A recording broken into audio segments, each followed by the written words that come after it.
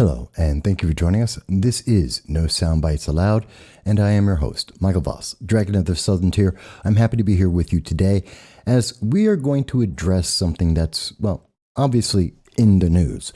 A big deal.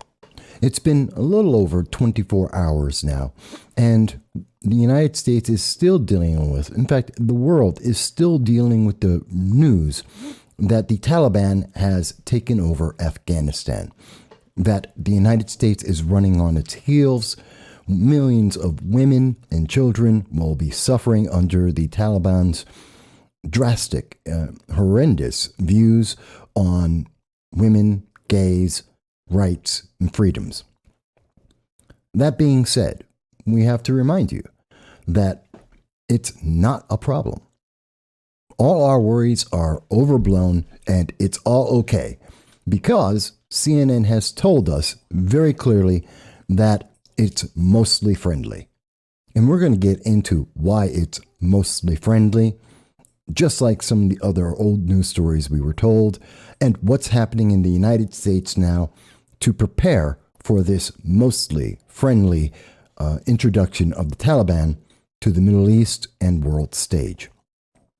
Before we do that, we do want to mention that if this is the first time that you are joining us, we do long-form political commentary.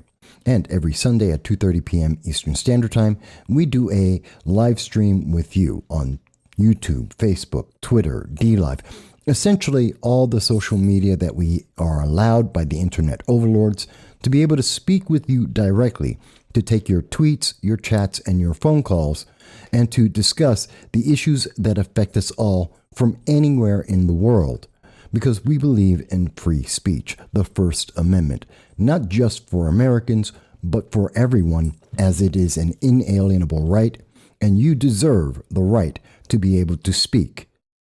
We hope to see you every Sunday at 2:30 p.m. Eastern Standard Time to join us for that expression of free speech. On to the issue today, and it is quite the issue today. So, you may recall, it wasn't long ago that we heard these kind of comments from MSNBC telling us that protests in the United States, actually riots in the United States, were mostly protests, mostly peaceful. They were calm. We remember not long ago in the United States that as we saw arsons and we saw violence, that the protests were mostly peaceful and that they were mostly organized. I think you remember those stories. We certainly do. And that's the news media of this day, trying to tell us and shape our feelings around messages about political ideologies they want you to believe in. In fact, on this breaking news, on this intense scenario in the Middle East with the Taliban taking over, we know for a fact that the Taliban has been very, very busy in trying to take over. In fact, we'll show you in just one second. Because you may have saw this story from CNN as they were having their reporter very bravely go out into the Taliban and to report about what they were seeing. And she said at the time, "They're just chanting death to America, but they seem friendly at the same time. It's utterly bizarre." Utterly bizarre. I want to play that one more time. It's utterly bizarre, but They're just chanting death to America, but they seem friendly at the same time. They're chanting death to America, but it's mostly friendly at the same time. This is insane. The coverage is incredible. It's mind-boggling. But then again, at the same time, it is to be expected. It's something that we cannot be surprised by when we see what MSNBC, what CNN, what the left-leaning media in the United States has consistently done. They don't tell us about the threats. They do promote partisan positions, trying to shape the way Americans feel about the news and how it's going to affect their lives. And usually, we have found that to be not in a positive manner. Earlier today, at about 7:29 a.m. on the 16th, we implored to our local Congresswoman, Claudia Tenney of the New York 22nd District, that she must impress upon Speaker Nancy Pelosi that the release of 5,000 ISIS and Al Qaeda prisoners by the Taliban is a real threat, considering open border policy being pushed by the Biden, Harris, and Democratic majority in the House and Senate. U.S. news media is not speaking on this, but international news media has been. Now, at the time when we wrote that, we saw that the information about the Taliban releasing ISIS and Al Qaeda prisoners was not being covered. It has been slightly covered, but this is a big deal. And this is a big deal because it affects the national security. As we have been saying both on Sunday, August 15th, and we say again today, Tuesday, August 17th, this is an issue for national security because of our southern border, because of the porous nature of that border. Now, you may recall, it was on August 9th that Bernie Sanders was speaking about the most recent infrastructure deal, more spending that the United States does not have. And he stated that we will bring undocumented people out of the shadows and provide them with a pathway to citizenship, including those who courageously kept our economy running in the middle of a deadly pandemic. Regardless of your feelings about the pandemic, please understand, Bernie Sanders is stating that undocumented people, let's clarify who are undocumented people. He means illegal aliens, individuals who illegally, without documentation, without authorization, have entered the United States, breaking our laws and evading police because they are actively continuing to break the law. He is talking about criminals. So he wants to bring criminals out of the shadows and provide them with a pathway to citizenship. He wants to reward criminal behavior. He wants to reward people who actively have chosen to break the United States laws. Keep in mind that at the same time, as reported on August 13th from Just the News, the head of the president's direct point person, Mayorkas, admits to border agents, we are going to lose the immigration crisis.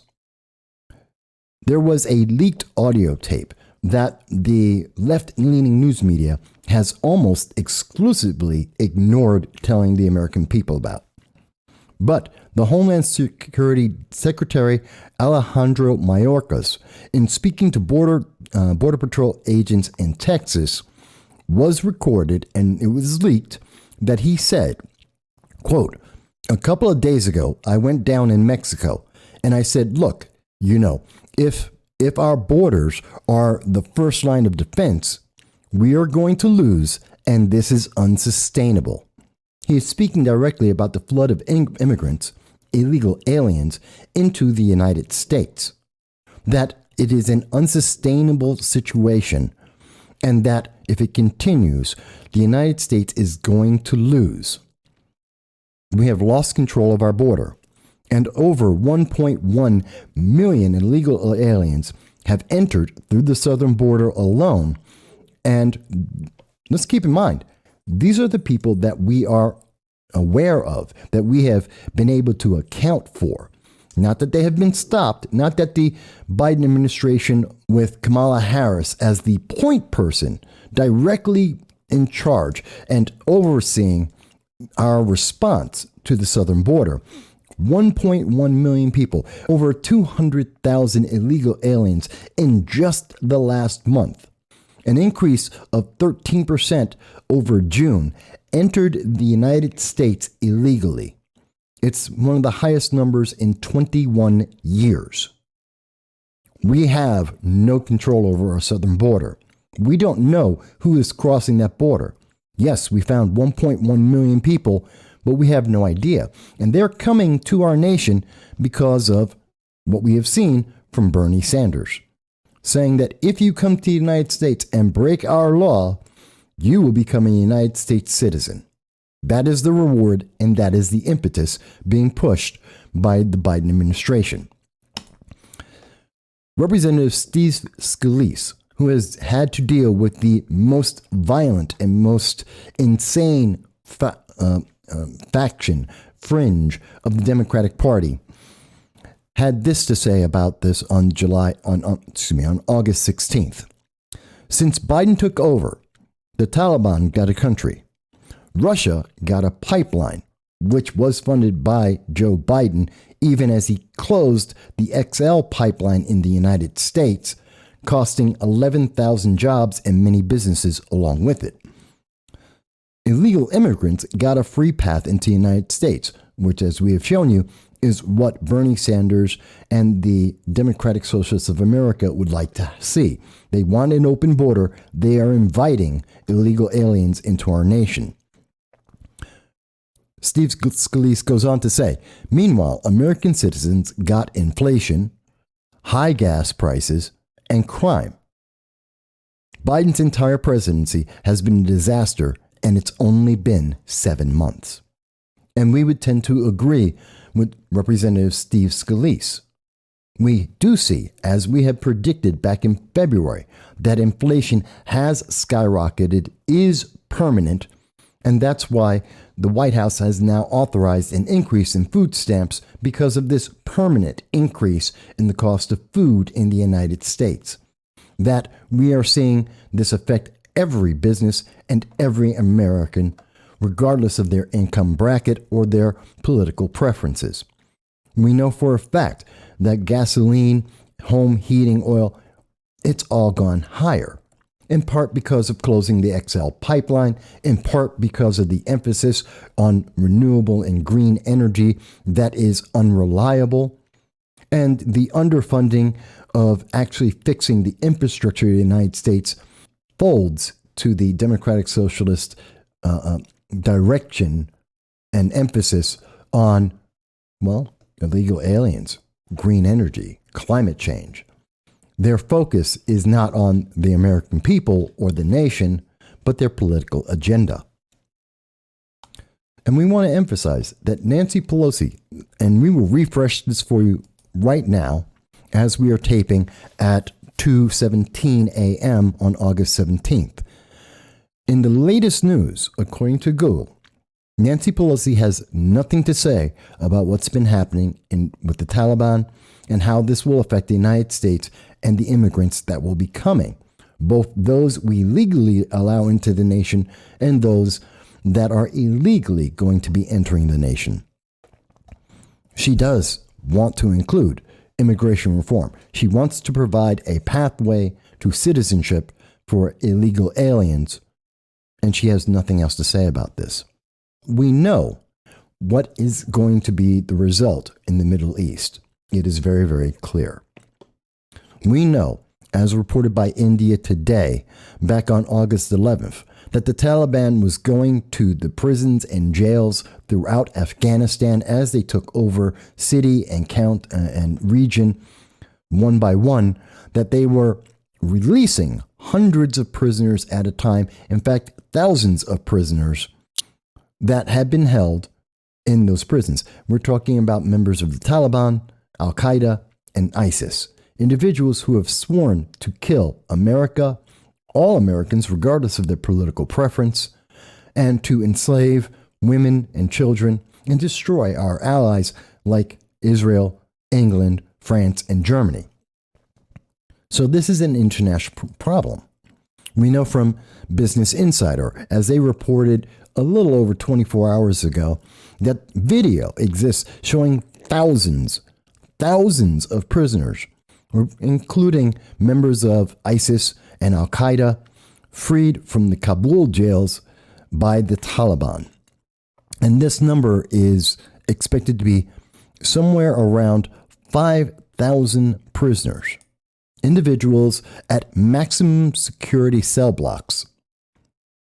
And these are Al Qaeda members as well. And gunfire had been heard as the facilities were being opened up and these individuals were being released.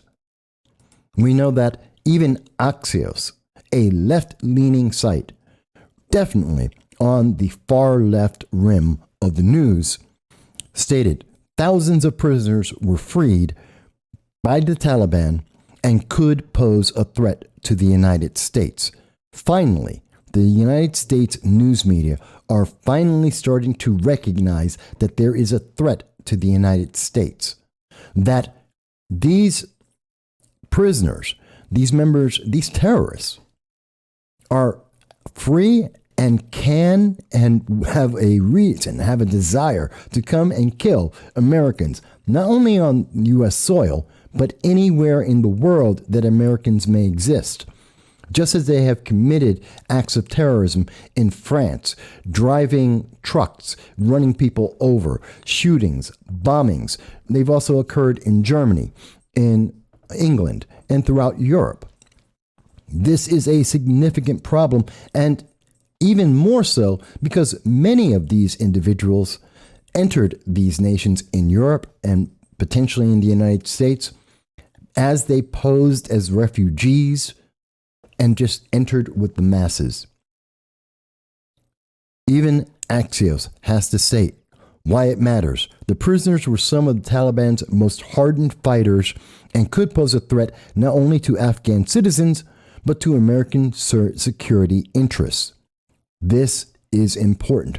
They estimate 5,000 to 7,000 prisoners may have been released. 5,000 to 7,000 individuals who are looking to kill American citizens, Israeli citizens, our allies in Europe and in the United Kingdom. But yet, what we're hearing from the news media is completely out of touch with the reality that even some in the left-leaning news media are willing to admit. Just like CNN. And again, I will play this for you.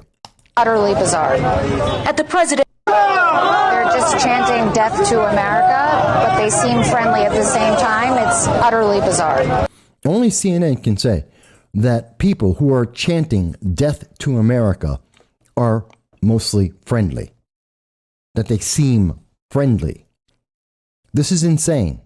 This is devastating. It mocks the reality and the seriousness of the problem at hand. Especially when we look at the left is supposed to care about women, supposed to care about the rights of LGBTQ and the undertrodden in the world as well in the United States.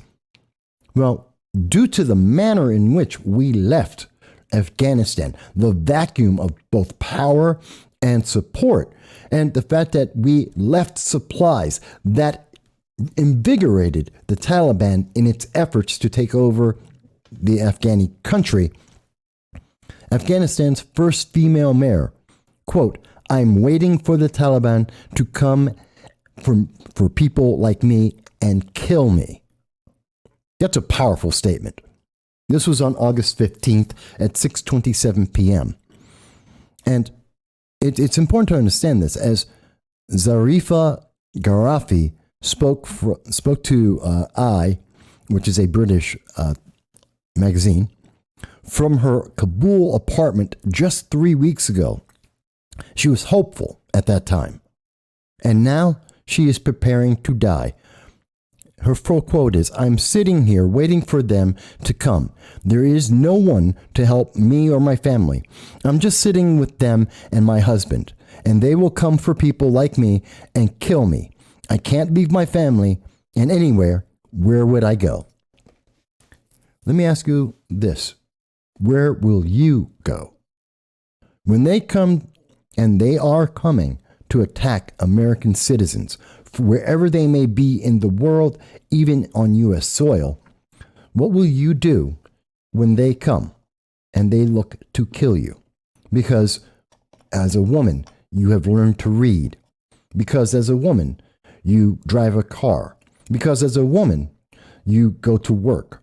If you happen to be LGBTQ+, they will kill you because you are LGBTQ+. Because the Taliban does not respect that. They don't believe in that. And their answer is to kill someone, to stone them to death, to throw them off of buildings, to hang them. It is devastating and terrifying. And we want to be very clear. Joe Biden is adamant and has been adamant that America would run away. Now, you may say, and many have, that President Trump was the cause of this. Let's be clear.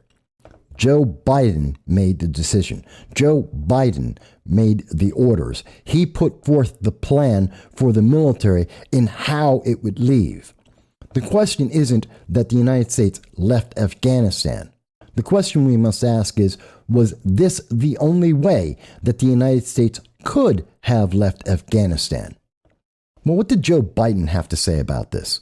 And these are his words from today. Well, yesterday, August 16th. Our only vital national interest in Afghanistan remains today what it has always been: preventing a terrorist attack on America's homeland. I've argued for many years that our mission should be narrowly focused on counterterrorism, not counterinsurgency or nation building. That's why I opposed the surge when it was proposed in 2009 when I was vice president. And that's why, as president, I'm adamant we focus on the threats we face today in 2021, not yesterday's threats. So let's be clear. Yes, Joe Biden was against the surge. He was also against the mission that actually caught Osama bin Laden. Joe Biden has been wrong on foreign policy, essentially, in every decision he has made over the 40 years that he spent in the Senate and as vice president under President Barack Obama. And we see that failure continue even at this time. He says he's concerned about American interests today, not the past. But the American interest today is closing our border, protecting American citizens from 5,000 to 7,000 ISIS, Al Qaeda, and Taliban troops who have the only interest in destroying the United States. This is a clear and present danger that is imminent, and he had nothing to say about it. Looking overseas, our allies are also dismayed because if the United States will not support a 20-year investment where American lives were lost, if they are willing under Joe Biden to run away as quickly as possible, not even bothering to take the food, the equipment, just running, not even waiting for civilians to evacuate first, but just ran away, how much confidence can our allies have in America's support? Well, this is in part what the BBC had to say.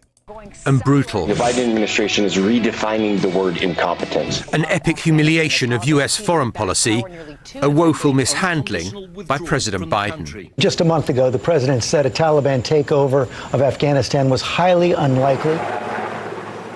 And given this torrid backdrop, Joe Biden had little choice but to cut short his vacation and return to Washington by helicopter. How else to answer his critics? He was unrepentant. I stand squarely behind my decision. After 20 years, I've learned the hard way that there was never a good time to withdraw U.S. forces. I always promised the American people that I would be straight with you. The truth is, this did unfold more quickly than we had anticipated. And he shifted the blame firmly on Afghanistan's leaders and their military. We gave them every tool they could need. We paid their salaries, provided for the maintenance of their Air Force. We gave them every chance to determine their own future. And then he posed this question. So I'm left again to ask of those who argue that we should stay. How many more generations of America's daughters and sons would you have me send to fight Afghanistan's civil war? And that's part of the false equivalence that Joe Biden had put forward, because he lied to the American people. He misled the American people. And I'm not talking about when he said there would not be a resurgence of the Taliban. I'm not saying this in reference to when Joe Biden told the American people that the Taliban would not necessarily take over. I'm not saying that it's a false equivalence from Joe Biden because he told Americans that this would not be another Saigon, that the Taliban could not resurge and take over Afghanistan. No, those aren't the problems. The problem that I'm speaking about, and the thing that Joe Biden has misled the American people about, is when he said that we only had one choice. Well, two choices. We could either stay in Afghanistan forever, or we could run away. And I know this is something that's very popular on Twitter. It's a wonderful deflection. It's a wonderful excuse and misunderstanding of the situation. Because no one has said that America should stay forever in Afghanistan. That isn't the only choice. We could have destroyed the APCs, armored personnel carriers. We could have destroyed the ammunition and the small arms. We could have taken the food and distributed to the Afghani people. We could have informed the Afghan government and its military about running away and leaving. We could have coordinated every single one of the steps that were taken by direction and order of Joe Biden himself. We didn't do that. We didn't do any of that.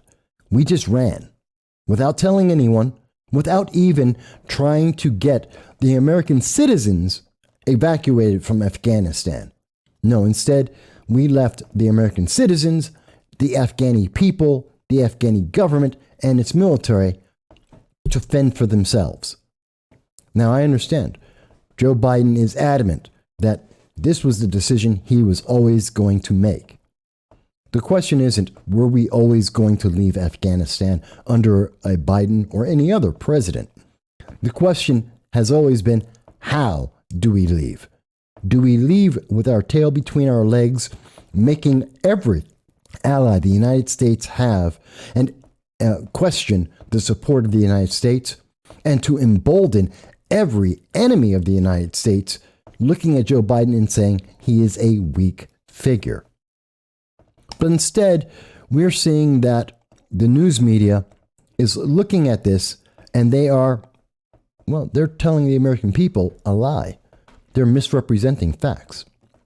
We see that MSNBC, joining along with the take from CNN, went on to say that 95% of Americans will agree with the speech by Joe Biden, that his 18-minute speech was something that was, quote, consequential by an American president at a consequential time.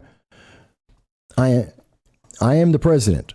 The buck stops with me, gushed co-anchor Brian Williams immediately after Biden concluded his sensitive remarks. And then Nicole Wallace on MSNBC stated, well, I'm going to say two things, and both are hard to say, but I'll say them anyway because here they are.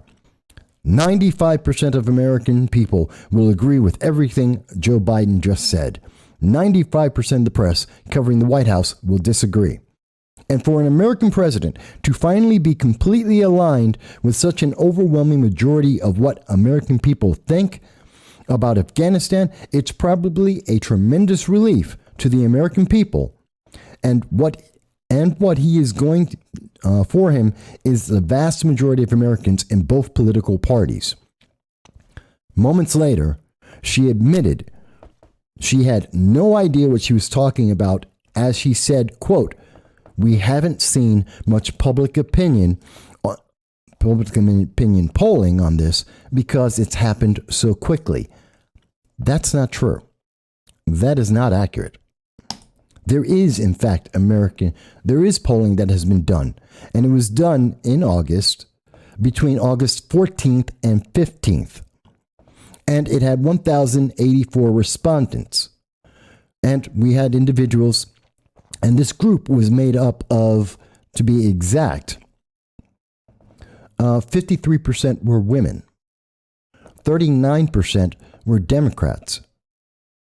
71% were white, 12.3% black, 11.5% Hispanic, 3.9% Asian, almost exactly the normal breakdown of the United States, with 36% of people who are between the age of 45 and 64. Another 14% were either 25 to 34 or 35 to 44. A pretty accurate breakdown of the United States. And what did this poll say?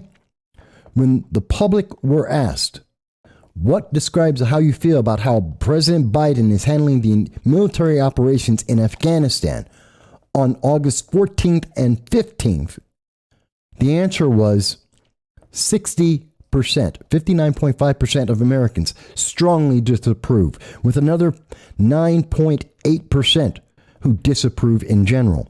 70%, rounding up, 69.3% disapprove. They do not agree with Joe Biden and how he has acted.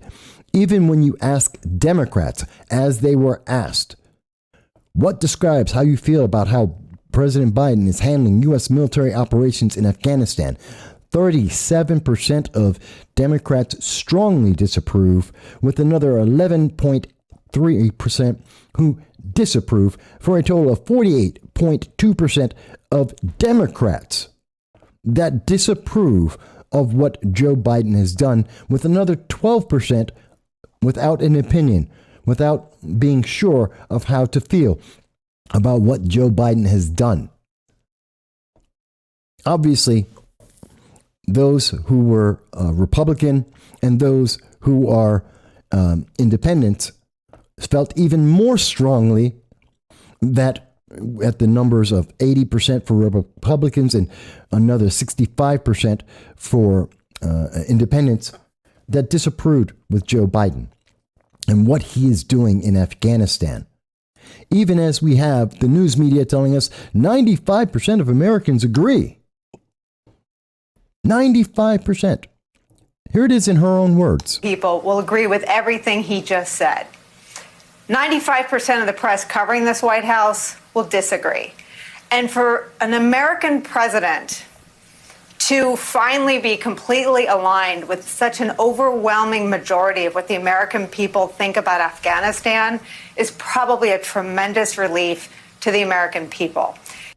No, it's not. The American people don't agree.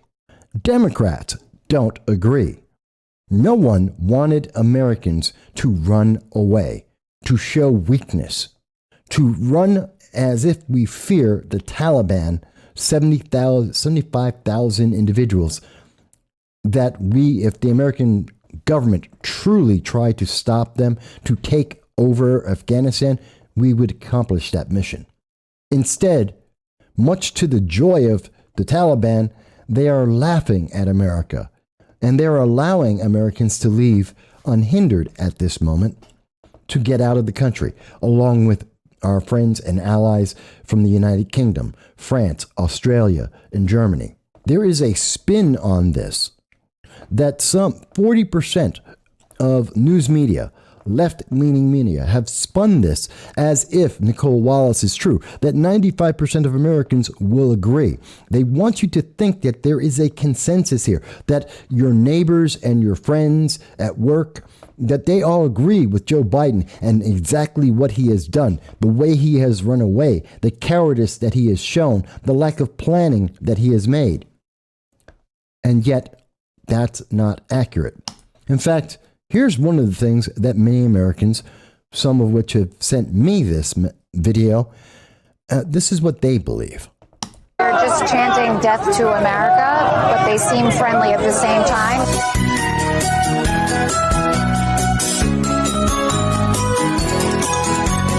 If you're feeling lonely today, come along and throw your cares away.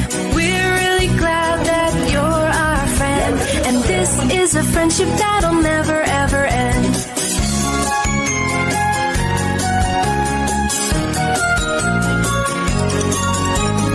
If you're feeling lonely today, come along and throw your cares away. But they seem friendly at the same time. We're really glad that you're our friend, and It's a friendship that'll never They're just ever chanting death to America, but they seem friendly at the same time. I tend to agree with Tim Young on this.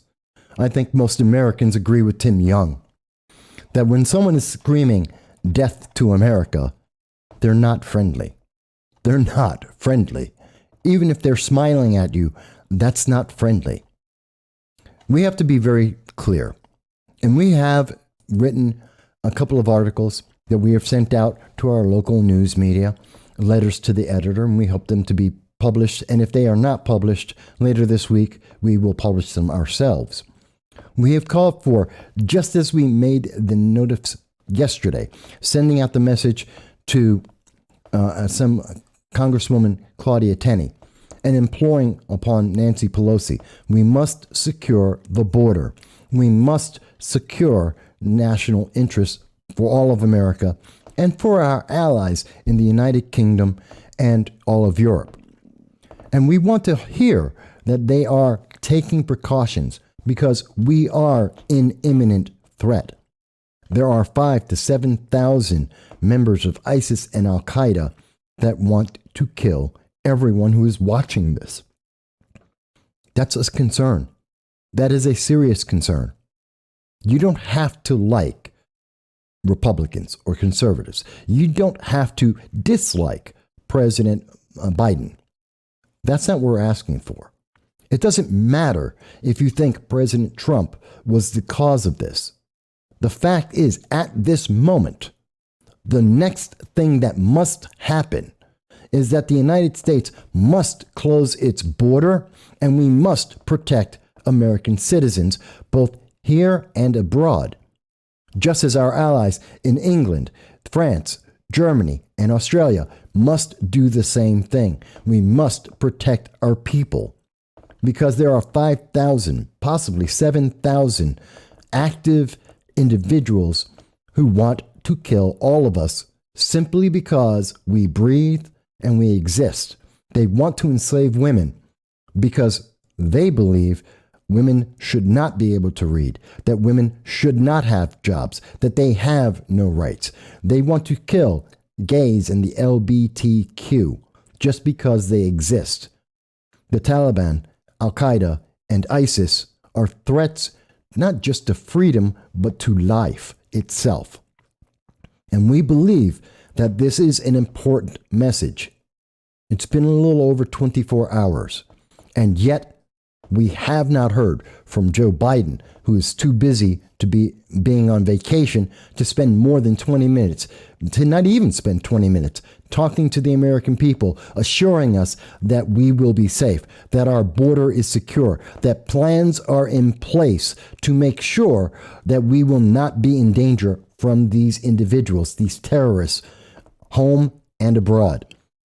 We're not hearing from the news media that American people should be on guard and be prepared and be aware that the threat from Afghanistan is not just to Afghani people, but to the world at large.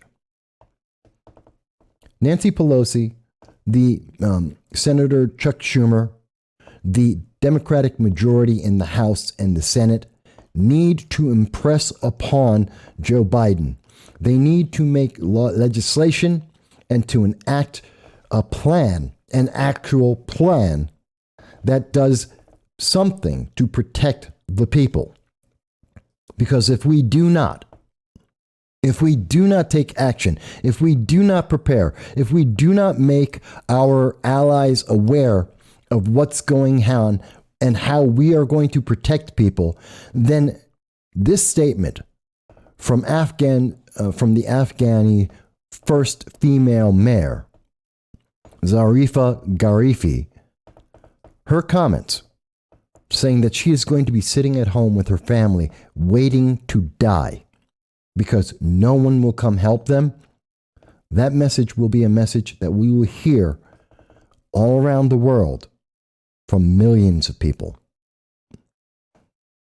We hope that we will be wrong in this. We hope that there is going to be a plan that will be stated, that this will be addressed, and Americans can take comfort that our government is acting in our best interest. So far, we have not.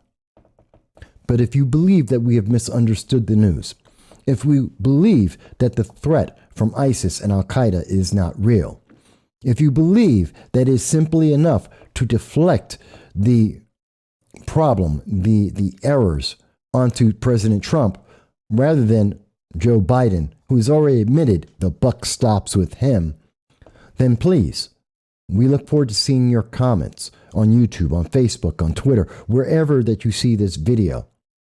But even if that's your belief, we ask you, reach out to your members of Congress, both in the House of Representatives and the Senate, and tell them they must protect America. We must close the border. And we advise for those of our allies and our audience who are watching this overseas, tell your government, close their borders, protect the people, and be on guard. Because the threat is not only real, not only celebrating, but they're coming.